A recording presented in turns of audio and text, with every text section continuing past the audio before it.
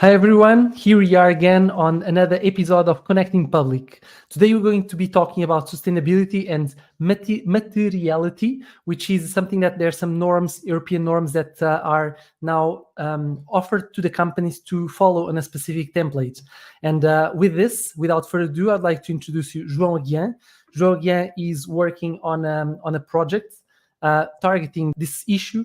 And he's going to talk about his Materiality Master and how it solves this problem that now showed up in the market. And at the same time, I'd like as well to introduce you, João, to Luis Monteiro. So Luis and João, I'd like to connect you in public because as I was talking first with you, João, to hear about your incredible solution and how it can help many companies with Materiality Master, I was talking to Luis. He works in pharmaceutical industry and has a lot of experience in integrating systems and IT. And so as we were talking, he's also very passionate about sustainability and he knew about materiality. So I thought was just a great way for us to connect and Luis to meet João and João to pitch the project, to show to you what is it about, and then having you, Luis, making questions on how this would be feasible to be implemented in pharmaceutical or in on the sector that you work with. So without further ado, João and Luis, would you like to give a quick intro and then we go deep dive to the project? Sure. Yeah. First of all, thanks a lot for this introduction, this connection in public. It's a really, really nice concept and really happy to be part of this show. So thanks. Nice to meet you, Luis, as well. So in terms of a little bit of introduction for myself, I'm a software engineer at base and really focusing on the development right now and entrepreneur for more than 4 years already. I built a virtual event platform in the past that we sold to Swisscom, the product. And now I'm focusing on building new projects. And together with my co-founder from Virtually, we are working on the sustainability, in particular with the CSRD directive from European Union that forces companies to report on their sustainability. And one component is these double materiality assessments. And that's the type of platform that we are building to help companies with this type of assessment. So would love to show you Luis, and learn also from your experience in the sustainability aspect that you have and learn from you. Thank you. Luis? Thank you both. Thank you, João and Paul for opportunity, and João for also the opportunity to make questions and to, let's say, make your life difficult for a moment. And I hope not. And I will not. But so my experience in the pharmaceutical, it's for more than 8 years. So I worked in many different areas of the manufacturing sites and work also for a group of companies in the end of my previous career in the last company. Then I moved now for an international one. And my experience essentially focused on the digitalization and the optimization of process linked to IT in the manufacturing sites. And that is my background. And I also work for a big project related with the digitalization of information about pharmaceutical products. So really interesting to know what you're going to show and interesting to understand how we're going to address these new legal requirements as we did on the past for a different problem. Yeah. Maybe I can share my screen and quickly go through it. So give me a second, trying to. Good. Yeah, as I mentioned in my introduction, we are addressing one part of the CSRD, which is the Corporate Sustainability Reporting Directive from European Union, which is the double materiality assessment. That's one of the initial steps that company needs to do. Mm-hmm. And these double materiality assessments, what they do, or the focus is to allow or to make companies think in the double aspect, which is the financial. So one perspective from inside out, meaning from the company to the environment, what is the impact that this company has? And on the other way around, the outside in, which is the financial impact. How can the environment impact your company in terms of financial? And this double aspect, that's what it's essentially important.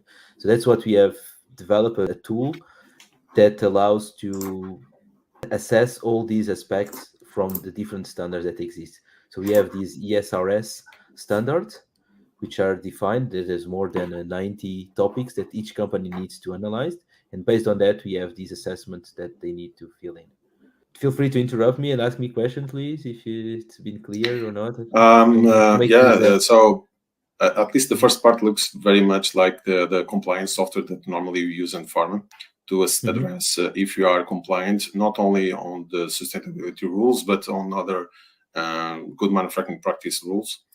The approach looks more or less the same. Normally, our vendors provide solutions to integrate with our current PMS platforms, so it can read the documentation directly. And there is some vendors already proposing AI tools that can comprehensively understand the documentation, do the proper mapping, and then address if you are behaving in accordance, either at the level of the process, either at the level of the reports that we need to do. And it looks more or less the same concept, but in this case directly related with the sustainability topic. That is a different one. So yeah, exactly. Interesting for now. Yeah. And then one of so we have this old analysis part that you need to, as a company, you need to identify the stakeholders and analyze each of these topics. And then we have one of the outcome of this process is the materiality matrix, which is one of the results, so that you can identify as your own company what are the topics and which areas you should focus in, both financial and impact materiality. Then we have also the stakeholders analysis. So I don't want to just pitch like that. Maybe I can quickly make a demo of the tool. So I'm just starting a new materiality assessment. So you have just a small introduction in the beginning that you can see, but that explains the process that we have. So we start with the stakeholders identification, then the iris analysis, which is the most complex part, and then the results part, which is the materiality matrix. So on the stakeholders part, we can add new stakeholders to our database. We can categorize them. We can say what is the level of interest, make a justification as well, the level of influence, and the knowledge that they have. And based on those values, we will also see them on a matrix. So I shows everything. It's here on the top. But imagine that you have different stakeholders, so you can see all of them in this matrix. This is one component, but this is not where we bring most of the value. The value comes also with the IRO analysis, because this is a complex report or assessment that you need to do. So we structured these standards, ESRS, so split into the ESG topics, like the environmental, the social, and the governance part. And for each one of them, there's subtopics and subtopics. So you can see that in terms of complexity, in terms of structure, it's heavy for the companies to go through all of these parts. So that's why we're trying here to structure and creating the process for the companies to go through. And for each one of them, you can specify what is the impact or that it's related to your company, either impact materiality or financial. So this double perspective that I was mentioning, or if, for example, this topic is not material for you at all. Okay. For example, air pollution, like if you don't have anything related to air pollution, you can say that it's not material and it's good. But on the other end, you can, for example, water pollution, you might have some aspects regarding the impact materiality. So there you need to classify each of these topics based on their impact. For example, you can say if it's positive or negative. So you can say that you can have a negative impact on the environment, depending on what type. If it's a potential or if it's just an actual impact, for example. What is regarding the value chain. And for each one of them, we have a small help guide that allows you to try to understand it a little bit better, and as well as the time horizon, what is the impact on that. Then there's another evaluation part, which is regarding the scale. Those fields may be different depending on what has been selected here. So there's some logic behind it that allows you to do that. So here you can say that, for example, I can have an I scale for this topic. You should, as a company, you should also provide descriptions and justifications why you have chosen those values, because these will also be important for auditing purposes. So we develop a small AI widget that gives already a small suggestion of, well, for a specific justification that you can say that.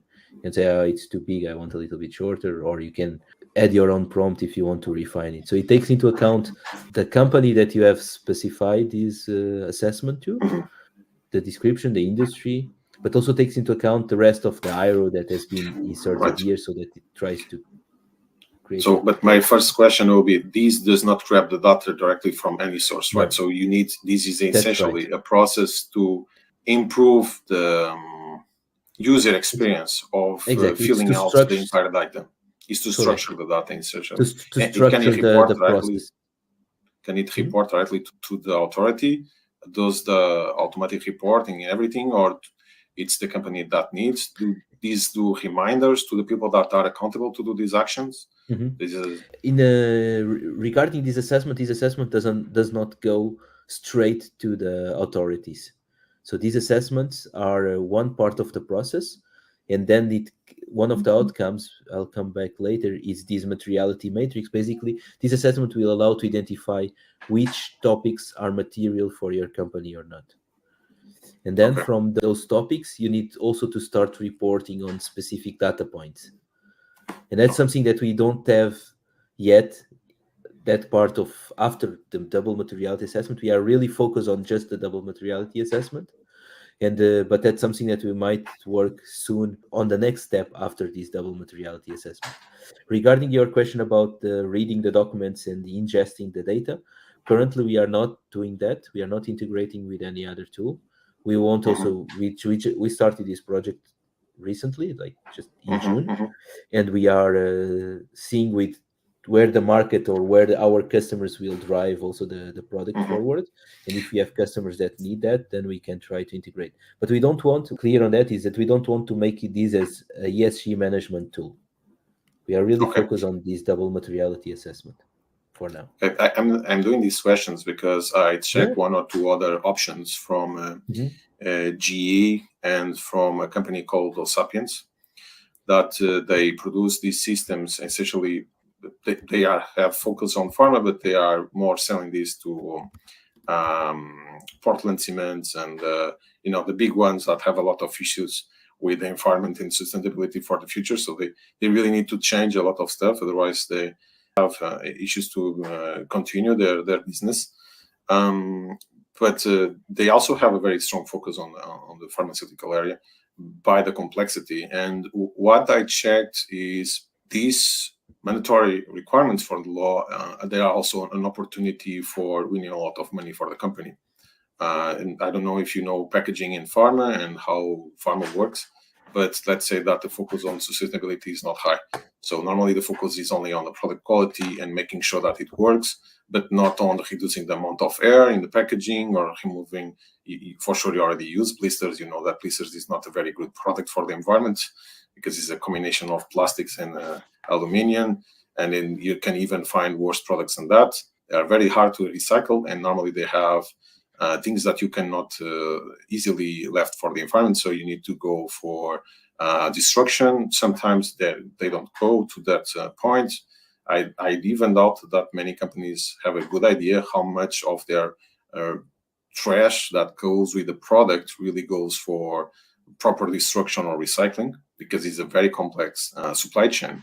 And in many ways, some of the manufacturing sites are, for example, in India, so they are imported, they have parallel importers. It's very, very tricky environment. What will, for me, be very, very interesting for the companies that start, of course, this part is mandatory, is the beginning of any relation with the customer, is the deployment of a single database shared across companies. So I would say that the big opportunities that many companies are losing, and I believe the only company that I checked that really have this properly implemented is Sapiens. In terms of concept, I'm not know if it works perfectly, but attention, that is a very expensive product. This is not something that a normal company or small company can buy. This is a very, very expensive product. It's the interlink between customers, because they put themselves between the ERPs and across companies to allow the procurement process to occur. I don't know if you know, every company that sells for the government, for the state in Portugal, needs to send the electronic invoice directly in the platform. Normally, controlled by safety, I believe it's right name. And you need to pay also for that infrastructure. But digitalization across companies will be the biggest opportunity. And I was asking directly about this because this is where you can find out really how much you can save. Because the majority of issues on supply chain are, for example, the transportation, how to optimize these together with our procurement. I believe you remember our lessons about supply chain and how to reduce the truck costs and everything. But in the end, if you reduce trucks, you also reduce environmental impact. So it is a double win here. And the same thing occurs again and again. So I was very, very interesting to see if you have this and also what you have in the pipeline for the future. How do you expect to evolve the product in the future? You want to leave that, let's say, more comfortable place of the process and everything that is very tricky already, not complaining at all, and going for these opportunities to really save money, so you can offer to the business more than legal compliance, but go directly for business opportunities within the legal compliance, and what you expect that will occur in the future. Yeah, definitely. That central database of companies and reports, it's crucial, because what happens in this chain is that if I have a supplier, it's like other type of certification, like that you are required that your suppliers also comply with these norms. So this information will also need to go, or you need also to request your suppliers to provide your reports and all this information.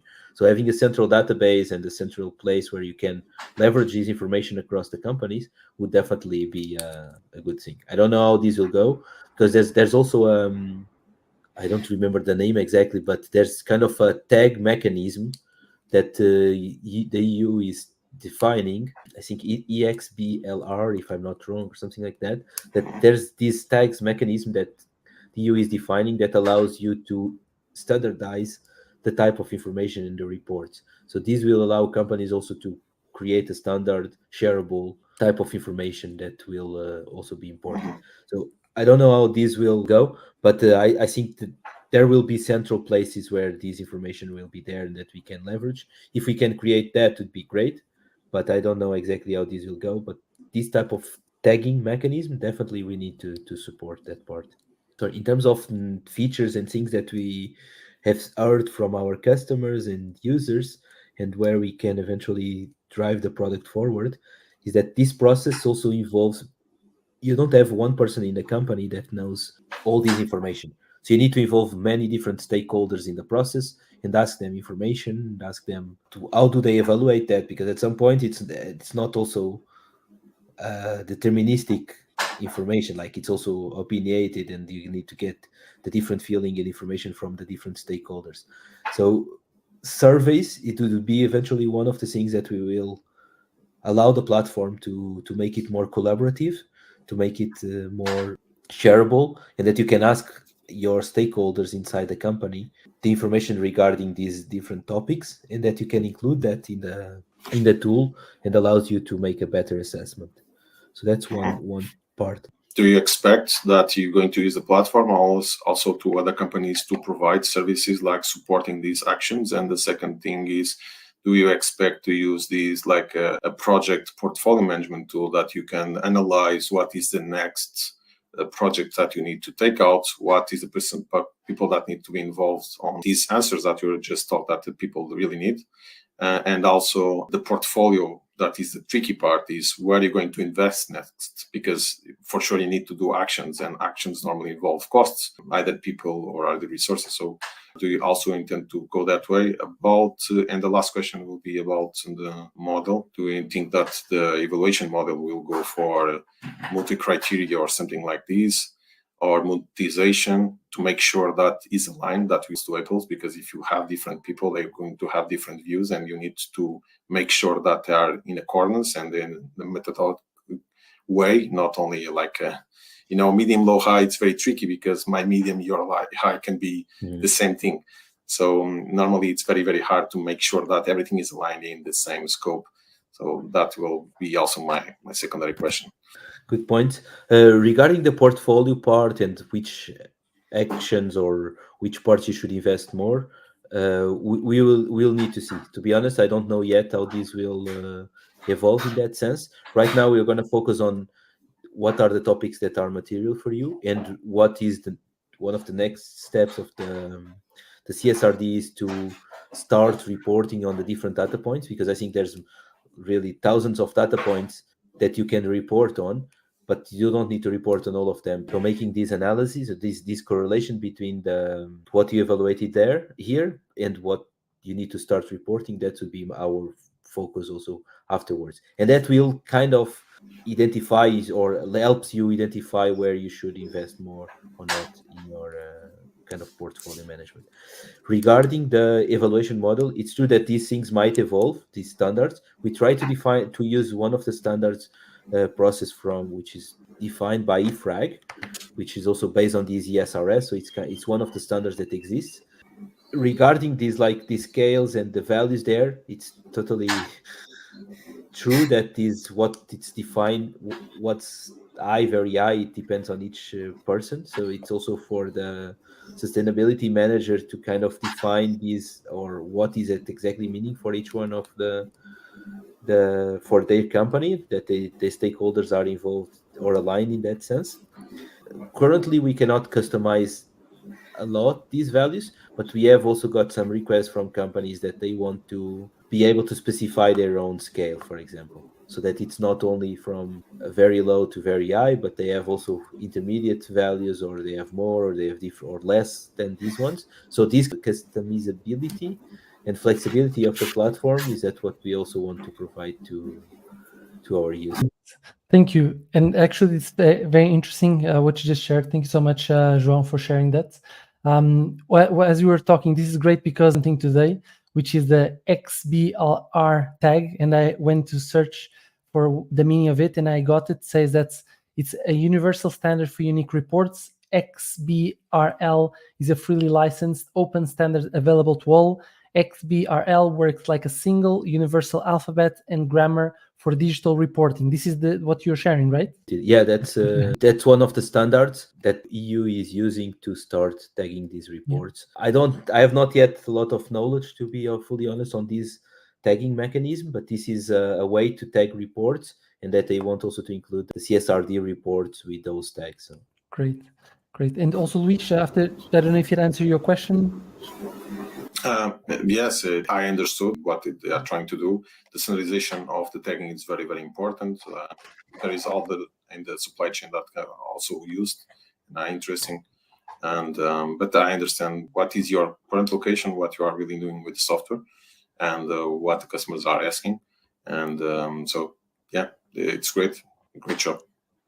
Nice. Thank you, and thank you for all the questions. Really good points to be aware of. It's not easy, especially when you start to interlink all the data and getting the information from the different type of suppliers and the documents and everywhere. So it can be really, really complex. So that's it. As a startup, one of the things that we try also to really do is to really focus and niche it. So that's why we are still kind of restricted to one part of the things, and then see how we can evolve broad, because we want to make it also a sustainable product and not just something that we can do everything and then we don't really do anything very well. So let's see.